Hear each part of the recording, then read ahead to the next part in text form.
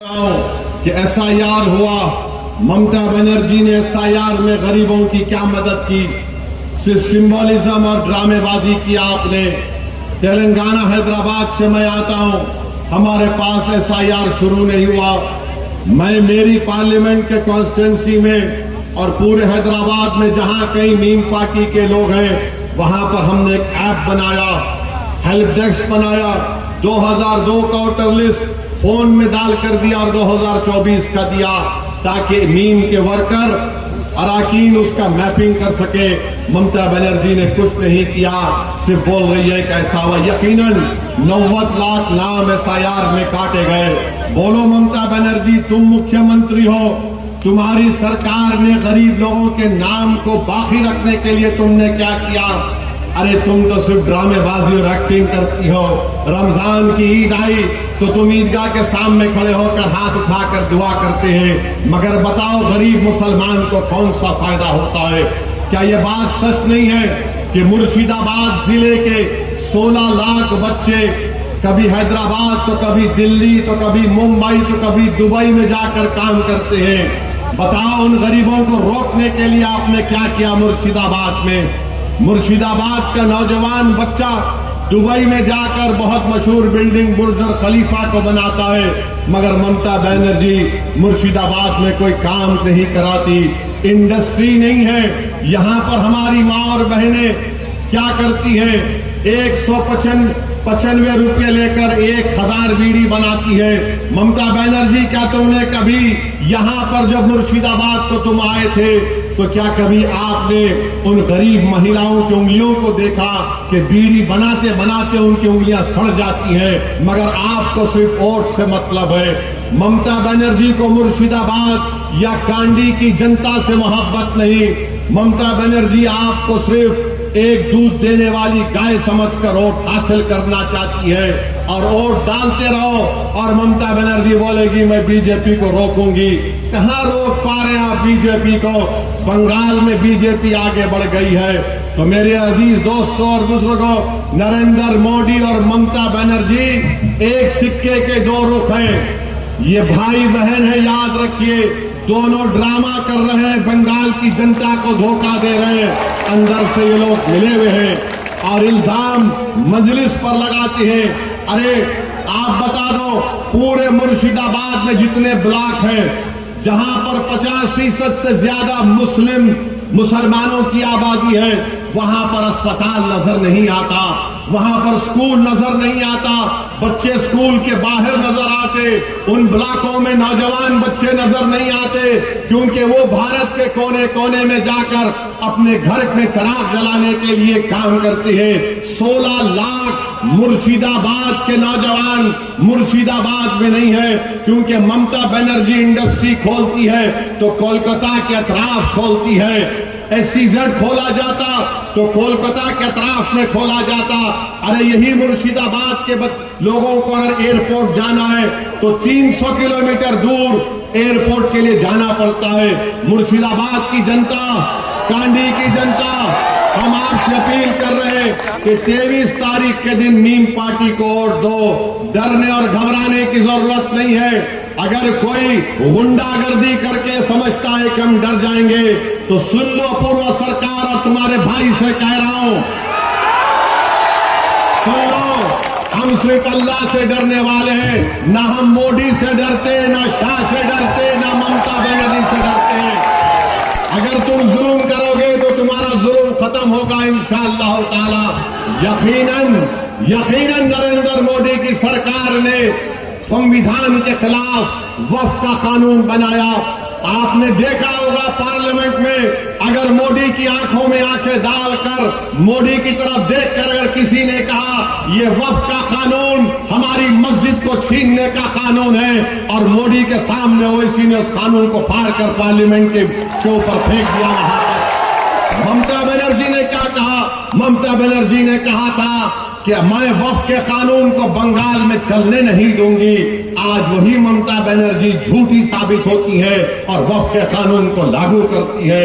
100 में ही हजारों वक्फ की जायदाद का रजिस्ट्रेशन नहीं हो रहा है बंगाल में। इसकी जिम्मेदार टीएमसी पार्टी है। ये सिर्फ धोखा देने का काम करती है। अरे हर तरफ विकास का काम होता है और करप्शन तो, रिश्वत तो इतना आम हो गई कि ट्रक ओवरलोड अगर होता है तो रेट फिक्स है, 4,500 रुपये देना पड़ता है, टैक्स देना पड़ता है, टीएमसी टैक्स उसको कहते हैं। ट्रक जाता है 4,500 रुपये दो। और मैं बताना चाह रहा हूं, यहां पर बैठकर हमारे भाई इस्माइल से कह रहा हूं, इस्माइल तुम जहां कहीं भी हो वैसी तुमसे हाथ मिलाने को तैयार है, तुमको डरने की जरूरत नहीं है। अगर यह पूर्व सरकार तुमसे हाथ नहीं मिलाया इस्माइल तो कोई बात नहीं, तुम्हारा और मेरा दिल मिलावा है। तुम जब कभी भी बोलोगे ओवैसी तुम्हारे घर को आकर तुमको अपने सीने से लगाने को तैयार है। सद्दाम से कह रहा हूं, सद्दाम तुमने पूर्व सरकार के भाई के पैर दबाकर रो रहे थे, खुदा की कसम सद्दाम तू अब नहीं रोएगा। जो लोग सद्दाम को रुलाए हम उनको रुलाएंगे 23 तारीख के दिन। गुड्डी पर बटन दबाकर इस्माइल को जो रोना पड़ा, इस्माइल को हाथ नहीं मिलाया गया। आप अपना एक वोट गुड्डी पर बटन दबाकर दीजिए। मुर्शिदाबाद को डेवलपमेंट करवाना है, अस्पताल बनाना है, स्कूल बनाना है। यहां पर हमारी बहनों के लिए, जो हमारी बहनें डिलीवरी करती हैं उनके लिए अस्पताल नहीं है। 11 साल से आप टीएमसी को वोट दे रहे हैं। ममता बनर्जी कुछ नहीं कर सकती, सिर्फ आपका वोट हासिल करना चाहते हैं। बताइए इतना बड़ा इलाका है, क्यों नहीं ममता बनर्जी ने यहां पर एक मुस्लिम अकलियत को अपना उम्मीदवार बनाया। 3 मर्तबा का विधायक है अपूर्वा सरकार, मगर कांडी में तुमने क्या काम किया? तुमने कुछ काम नहीं किया। इंशाअल्लाह ताला मिसबाउल इस्लाम एक फौजी है, नहीं डरेगा किसी से और लड़कर कांडी की जनता को उनका हक दिलाएगा। तो मैं आपसे अपील कर रहा हूं कि आप अपने वोट का सही इस्तेमाल करिए। जो लोग मीम पार्टी पर उंगलियां उठाते हैं, याद रखो मैं भारत के कोने कोने में अगर जाकर अपनी पार्टी का अगर प्रचार करता हूं तो सुन लो जालिमों, मैं कोई चमन से चलकर नहीं आया हूं। मेरे आबोजदाद जब मीम पार्टी का आगाज आज से 70 साल पहले किए गए थे तो हमारे पार्टी के फाउंडर अब्दुल वाहिद ओवैसी को उस वक्त की कांग्रेस की सरकार ने 11 महीने जेल में रखा। आज ममता बनर्जी और तमाम पार्टी बोलती है कि उनके अकाउंट बीजेपी बंद कर देती है।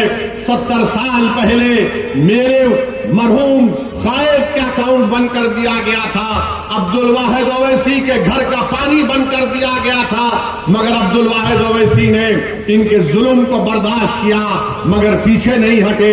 मेरे वालिद सलाहुद्दीन ओवैसी पर इल्जाम लगाया गया मगर सलाहुद्दीन ओवैसी ने हैदराबाद के मुसलमानों के लिए मेडिकल कॉलेज बनाया, इंजीनियरिंग कॉलेज बनाया, MBA, MCA, school of architecture, nursing college बनाया।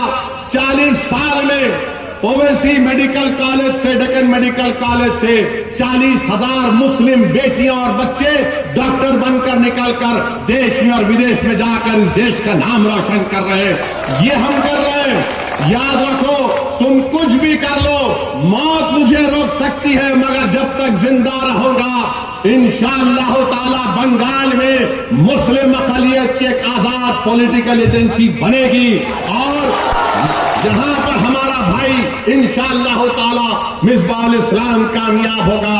तो मेरे अजीज दोस्तों और बुजुर्गों, डरने और घबराने की जरूरत नहीं है। SIR में जिसका नाम नहीं आया उनकी लड़ाई मीम पार्टी लड़ेगी, उनका नाम दलवाएगी दोबारा उतर लिस्ट में। मोदी को रोकिए जरूर। बीजेपी RSS मिलकर पूरे देश में हिंदुत्व आइडियोलॉजी को लागू करना चाहते हैं, संविधान के खिलाफ काम कर रहे हैं। मगर बताइए मस्जिद किसकी टूट रही है? ममता बनर्जी की मस्जिद नहीं टूट रही है। किसका नाम SIR में सबसे ज्यादा निकाला गया तो उसका नाम होगा मिसबाउल इस्लाम का। बताओ ममता बनर्जी का क्या नुकसान है? इसका पावर अगर चले भी जाएगा तो वो क्या करेगी? घर में बैठेगी या बीजेपी से मिल लेगी? बताओ आपका हमारा क्या होगा? कौन तुम्हारी आवाज बनेगा? आपको रास्ता दिखाएगा। तो इसीलिए हम आपसे कह रहे हैं कि मीम पार्टी को वोट दीजिए और आपका इत्तेहाद यहां पर कांडी में एक इनकलाब बर्पा कर दीजिए, एक नया इनकलाब लिखिए। अपूर्वा सरकार को आपने 3 मरतबा मौका दिया, अब दोबारा उसको मौका मत दीजिए। मिसबाहुल इस्लाम खान को कामयाब करिए। कांग्रेस पार्टी नहीं कर सकती कुछ, कांग्रेस पार्टी कुछ नहीं कर सकती। डॉक्टर साहब आ रहे हैं, डॉक्टर साहब के पास बहुत दौलत है, कोई बात नहीं, मगर वोट नहीं ले सकते। अगर यहां पर आपको मिसबाहुल इस्लाम खान को कामयाब करना है, बीजेपी को रोकना है, अपूर्वा सरकार को हराना है और कांडी की जनता को कामयाब करना है, गरीब के बच्चे के मुस्तकबिल को अच्छा करना है, मां और बहनों के ख्वाबों को पूरा करना है, बुजुर्गों को हिम्मत दिलाना है, तो मीम पार्टी को गुड्डी पर बटन दबाइए और अपनी पार्टी को कामयाब करिए। क्या आप करेंगे? इंशाअल्लाह। आप डरेंगे तो नहीं ना? कितने लोग नहीं डरेंगे? हाथ उठाओ तो लगाओ मेरे साथ नारा, नारे तकबीर, नारे तकबीर, नारे तकबीर। मीम पार्टी जिंदाबाद, मीम पार्टी जिंदाबाद, मीम पार्टी जिंदाबाद, मीम पार्टी जिंदाबाद, कांडी की जनता जिंदाबाद। সেই কথাতে আজকে এই প্রবলিত হয়ে এবং আমরা লাখো লাখো জওয়ানের সাথে এই মিম পার্টিতে আমরা এসেছি। এই মিম পার্টির স্বচ্ছতায় আমরা একদিন এই মুর্শিদাবাদের মধ্যে এমন করব, প্রত্যেকটি ঘরের কোণে কোণে এই ব্যারিস্টার আসাউদ্দিন সাহেবের মতো লিডার তৈরি হবে। তাই আপনাদের কাছে অনুরোধ রাখবো, এই গরমের মধ্যে আপনারা দাঁড়িয়ে আছেন, অসংখ্য ধন্যবাদ। আপনারা এই সামনে ইলেকশনের 23 তারিখে যে ভোটটি ঘুরটি চিহ্নে দেবেন, সেটি আপনারা বিফলে যাবে না। আপনারা ভোটটি দেবেন, সেই ভোটটি হবে আপনার আওয়াজ, সেই ভোটটি হবে আপনার কনস্টিটিউশনের রক্ষার্থের আওয়াজ। সেই ভোটটি আপনার যে ভোটটি দেবেন, সেই ভোটটি হবে টুপি আর দাড়ি রক্ষার্থের আওয়াজ। এই ভোটটি হবে আপনার কবরস্থান রক্ষার্থের আওয়াজ। যে অকাপ সম্পত্তি ওরা বিলীন করলো, সেই অকাপ সম্পত্তির বিরুদ্ধে প্রতিশোধ নেওয়ার লড়াই। তাই আপনাদের কাছে অনুরোধ রাখবো, আপনারা আগামী 23 তারিখে ঘুরটি চিহ্নে ভোটটি দিয়ে আমার হাতকে শক্ত করবেন, আমার ব্যারিস্টার সাহেবের হাতকে শক্ত করবেন, মিম পার্টির হাতকে শক্ত করবেন। ইনশাআল্লাহ বিধানসভায় গিয়ে আপনাদের জন্য এই প্রতিবাদী কণ্ঠ, আপনার হকের কথা, আপনার ন্যায়ের কথা, এই গুন্ডা রাজ বন্ধ করার কথা আমি বলবো।